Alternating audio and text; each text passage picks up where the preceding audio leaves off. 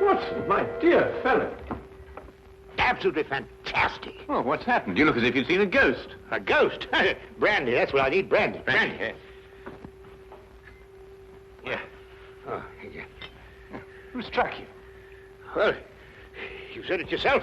It was a ghost, and without any previous warning at all, he hit me in the eye. Yeah, wait a minute. Yes, I think you better have another. Well, thank you. And now I'll begin again. Who struck you?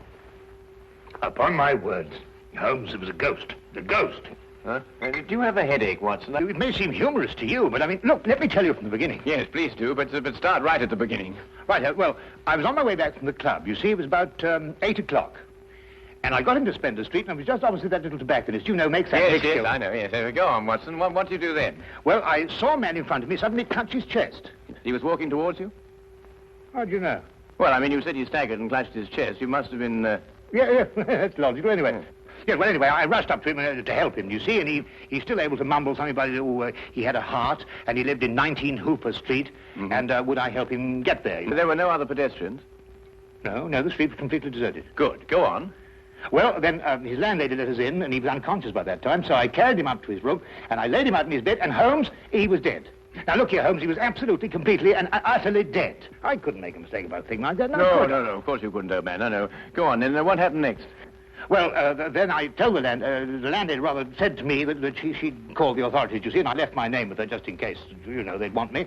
And then, well, I thought it'd be rather more delicate if I left, you see. I mean, he must have relations. Yes, it's quite right, Watson. The most delicate situation. Yeah. What was the man's name? Higgins. Albert Higgins. Uh-huh, I see. And what did you do after you left the house? Well, you see, it had been a bit of an effort, you know, carrying him up like that, so I got down the stairs and popped across the road into a pub and had a pint. And then I started off back to the flat, you see. Well, I just turned the corner into Spender Street, and there was Higgins, Albert Higgins? Yeah, just face to face with me. He really was large as life. We stood looking at each other for a minute, then he lashed out and hit me in the eye. And then really, Holmes, he vanished. Vanished? Yes, he's into the blue. Well, he ran away?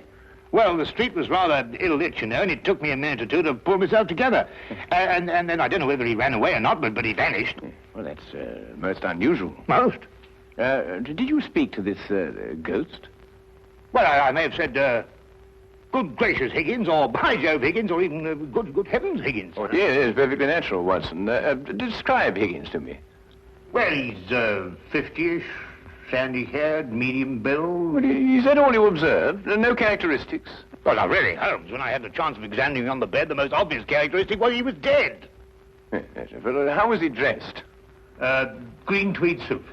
What, just wearing a green tweed suit? He must have been wearing something more than that in this weather. Oh, no, he had a big floppy hat and a long overcoat. Ah. Oh, and something else. Yes, I did notice something else. He limped. Aha. And was he carrying a cane? No cane.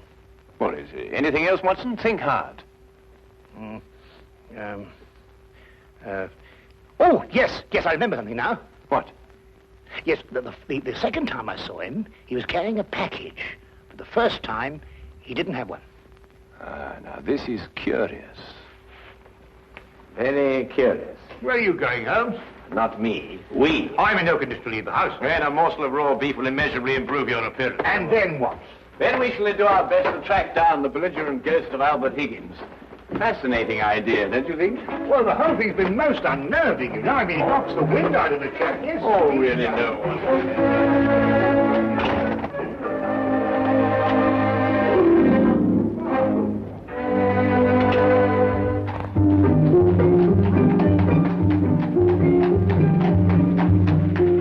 Also a rather flamboyant character by the wide, rakish brim. I see he was an artist, too. He hasn't painted very much recently. Notice the specks of paint underneath the brim here. And not house paint, but canvas oils. Here, what's this? How are you, Jensen? What are you doing in poor Albert's room? Oh, good evening, Mrs. Blake. You remember me, Dr. Watson? You're the bloke who brought poor Albert in. Yes. Who's your gentleman friend? This is Mr. Sherlock Holmes. Mrs. Maggie Blake, the landlady. Pleased to meet you, I'm sure, Mr. Holmes. Oh, poor old Albert. He was proper fond of life, Albert was. He wouldn't have popped off if he'd had his way. Oh, few of us would, madam. I was around to the local having me good-night pint. And grieving for poor old Albert. He would have wanted a proper send-off, with a pint of mild and bitter, Albert would. No doubt he would, madam. The body, I see, has been removed by the authorities. Oh, poor old Albert on a slab. Oh. Oh, dear, dear. Have you notified his next of kin, Mrs. Blake? No, he had none. He was all alone. Oh, I see. Where was Mr. Higgins employed, madam? At the Pembroke Museum, right around the corner in Spender Street. It's a picture museum. Albert was a day watchman. A day watchman, you say? What were his working hours? 9 in the morning till 9 in the evening. Punctual as a clock, Albert was. Never late a minute. Poor Albert. He always came back from the museum, then, at a few minutes after 9 every evening. Aye, to make his supper. He was a proper good cook, Albert was. Excuse my saying so, madam, but aren't you mistaken? Surely it's a little after 8 when Mr. Higgins finished work? Because it was only a little after 8 when I picked him up this evening and brought him here. Oh, no, Doctor. It was just after 9. I marked the time because I was waiting for Albert to come back. He had asked me to get him a cut of beef. He always came back just after 9. He'll never eat that beef now. Poor Albert won't. He'll hit you in the eye. Hmm? Oh, no. I just bumped into a door. Oh, you shouldn't get familiar with the door, if you know what I mean. Well, really, that... Yes, I think we've found out all we can for the time being, Watson. Thank you, madam. We shan't intrude on your grief any further. Poor old Albert. It really is most embarrassing about this eye, Holmes. Did you hear what she inferred? It's a terrible situation. And she's wrong about the time. It was only a little after 8. And it's only a few minutes' walk to Spender Street. Yes. Time is a curious dimension, Watson. Habit and a preconceived notion can so easily reverse the hands of a clock. And yet the clock is still in perfect working order. Where are we going? To view the mortal remains of poor old Albert Higgins.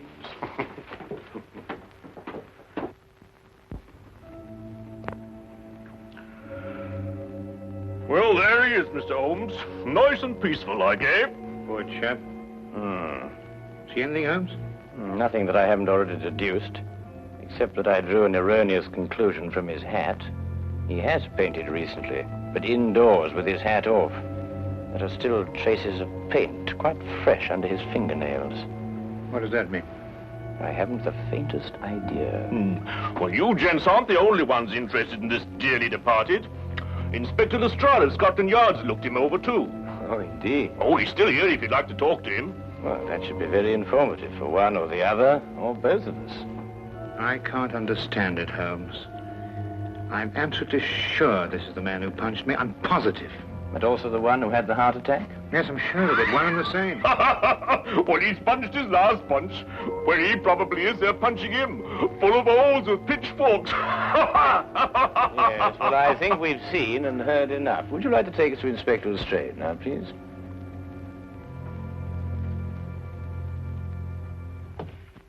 Ah, hello, Inspector. Oh, Mr. Holmes, I'm surprised to see you here. Now, this is one case you can't make anything queer out of. Oh, then why, my dear Inspector Lestrade, are you here? Well, when they brought him in, somebody recognized him as Pound-Note Albert Higgins. I come along to check the identification.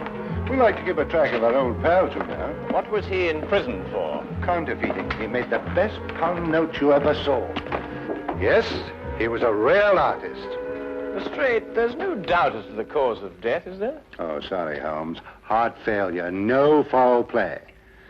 I understand you were with him in his last moments. Yes, I was with him on the street when he had the attack, and I took him home. There's nothing you could do, I suppose. Nothing. He was dead before I had a chance to do anything. By the way, what time was he brought in? Oh, let me see now. It would be about, yes, here we are. 9:45. Higgins' landlady notified Constable Smithers at 9:30. Smithers had them remove the body in a matter of minutes. Inspector, are you sure it was 9:30 and not 8:30? No, 9:30. It's right here in Smithers' report. Why? Oh, No, it's nothing at all. You're quite sure, Lestrade, there's nothing more to this than a simple case of natural causes? Ah, no, there's no mystery at all. No mystery, Mr. Holmes. What happened to your eye, Dr. Watson? Oh, I bumped into a door. A door? Oh, well, that's a new one anyway. Was it a pretty door? No, really, Lestrade. That's all right, Watson. I won't tell a soul. Well, really, this is insufferable, Holmes. Nobody believes me. Well, why did you tell him the truth? What, that I was punched by a ghost? Yes, I see what you mean. We may have to take on this case anyway, if only to protect your honor and reputation. Well, it's intolerable, Holmes. Absolutely intolerable.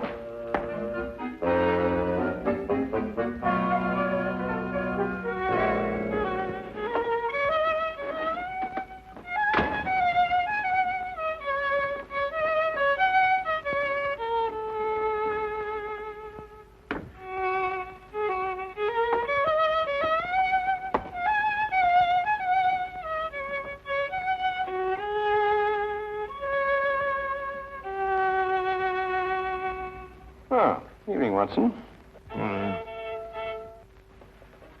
Anything wrong? No, nothing. Of course not, everything. Oh, you're sure you're not brooding over last night's affair, are you? Of course I'm not. Don't be so ridiculous. Oh, come on, out with it, man. Well, No, there's nothing to come out with. I don't know what you're talking about. Oh, come on, Watson, there's something on your mind. Well, Gosh, you'd never believe it. Nobody'd believe it. Well? Well, I met Albert Higgins in Spender Street again, tonight. And he punched you again? He pulled my nose! Really? Very, very interesting, Watson.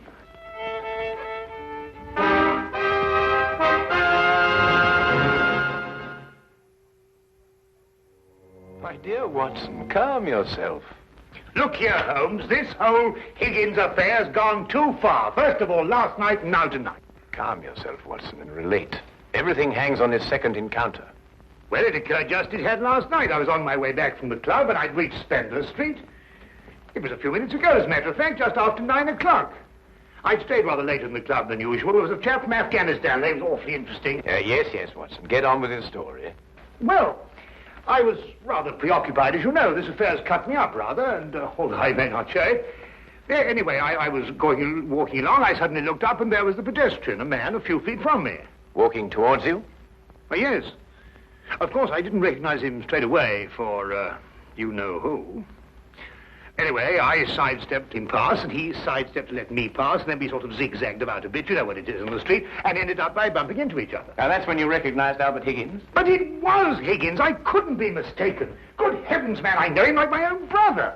Dressed as he was last night? Exactly. And what did he do then? Well, as I told you, then he put out his hand, and he... Well, yes, we'll go into that. And then he was gone, vanished. Capital, Watson, capital. Everything begins to fall into place. Now, there's one more question. Was he carrying a package? Well, yes, he was, just like last time. I say, Holmes, do you believe, What? Supernatural? Ghosts, do you mean? Sounds silly, I know, but, Higgins did die of a heart attack. There was no foul play. No foul play? Why, the whole affair reeks of foul play. I can tell you, Watson, I haven't been idle today. Do you know that the Pembroke Museum is showing a collection of paintings on loan from the Italian government, and that included amongst those paintings is Leonardo da Vinci's Moonlight Madonna? Well, I did read something about it in the paper. What's that got to do with Albert Higgins? Well, we must now pay a visit to the good inspector and inform him that if the ghost of Albert Higgins hadn't struck you in the eye... And pulled my nose. And pulled your nose, I would never have suspected the Moonlight Madonna would be stolen from the museum. What? Well, it's quite obvious, isn't it? Well, of course. I see. Oh, thank you. Well, we'll soon know, Mr. Holmes. But if the picture's still hanging in its place, and we've dragged the curator out of bed to check on it, well, false alarms like this don't exactly help the yard's reputation, you know. And what about my reputation, Inspector? When I say a man died a little after 8, he died a little after 8 and not a little after 9. And when I say this ghost punched me in the eye half an hour later, hang it, he punched me in the eye. Oh, we all have our off days, Dr. Watson.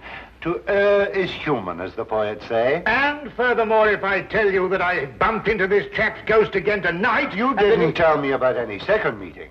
Oh, didn't I? Well, nothing.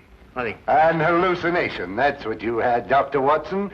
Yes, it's, psychological. That's the thing in crime today, psychology. I've been studying it, you know. You astonish me, Inspector.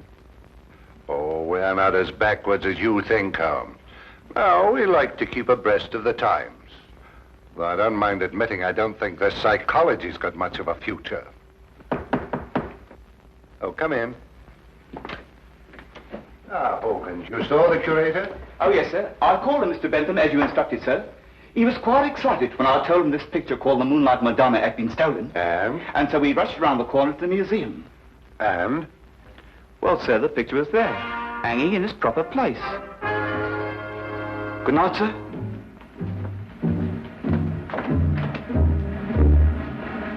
Well, there you are, Holmes. As I said to Dr. Watson, to err is human. Can I give you gentlemen a lift anywhere? Thank you, Inspector. Oh, I think it might be a good idea if we called at the Pembroke Museum on our way. But you heard what Hawkins said. The picture was hanging in its proper place. My dear Lestrade, Hawkins' statement merely proves that what he and the curator saw was not the Moonlight Madonna at all. Merely an excellent forgery.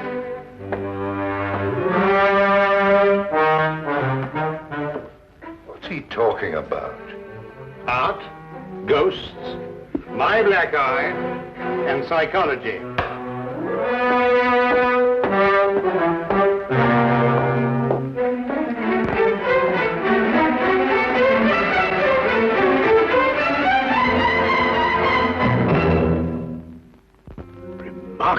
Remarkable.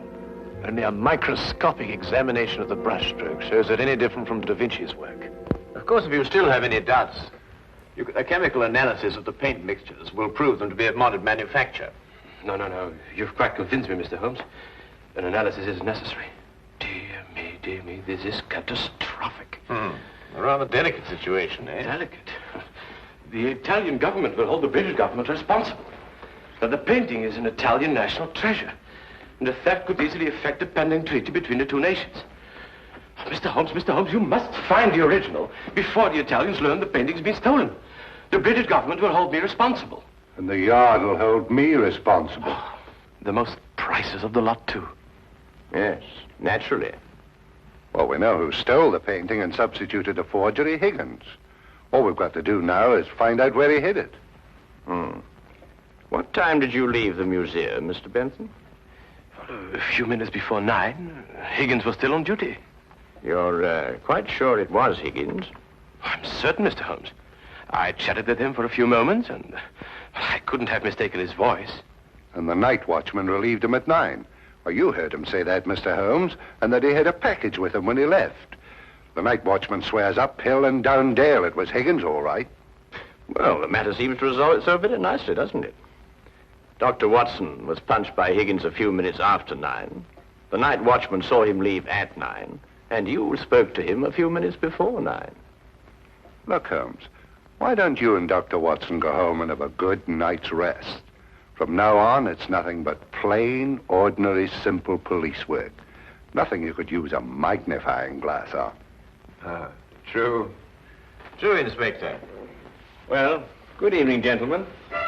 Yes, well, good night, gentlemen.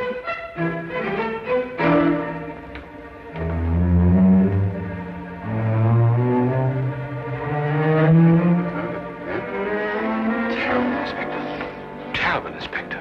Terrible. What do we do now? Interesting affair, eh, Watson? Look, I don't care what anybody says. It was after 8 when Higgins punched me. Well, has it occurred to you that if Higgins didn't punch you, who had the heart attack? Well, now, look here, Holmes, Oh, confound it, for all I know, it was Higgins who punched me and his ghost had the heart attack. Come on, Watson.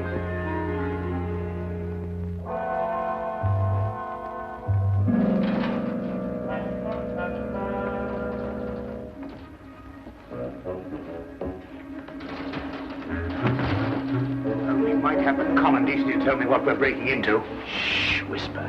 Well, I am whispering. Oh,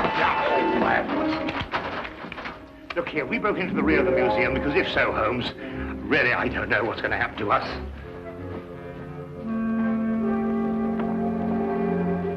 Here, hold this. What? Oh.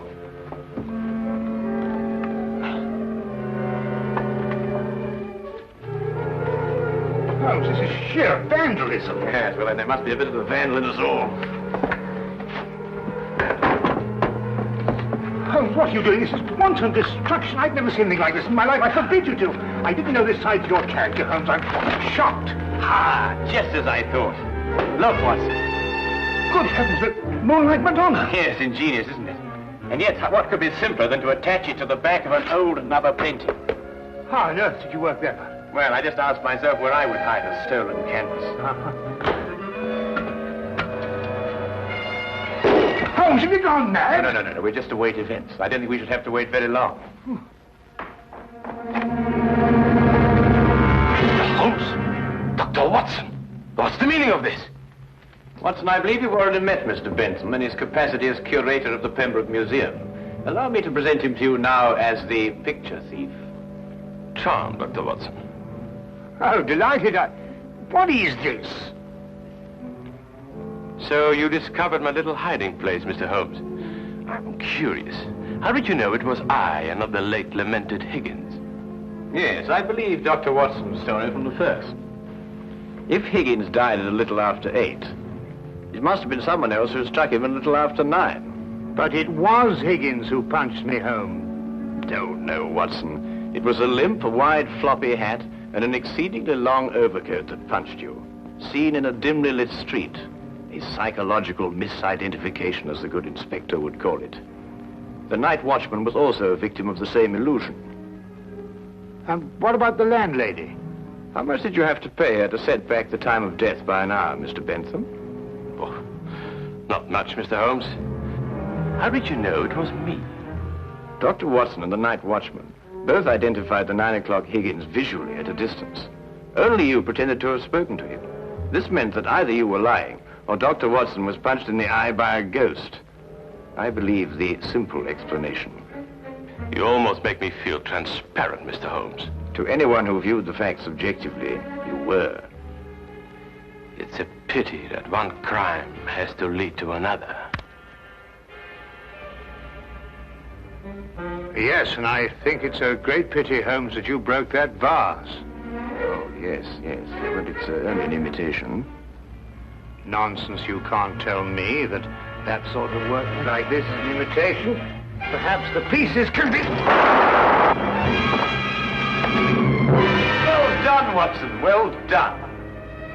You know, Holmes, you didn't have to invite him here to catch us. You put us in rather an awkward position. Oh, my dear fellow, I have sublime confidence in your ability to extricate us from any predicament in which my rashness may place us.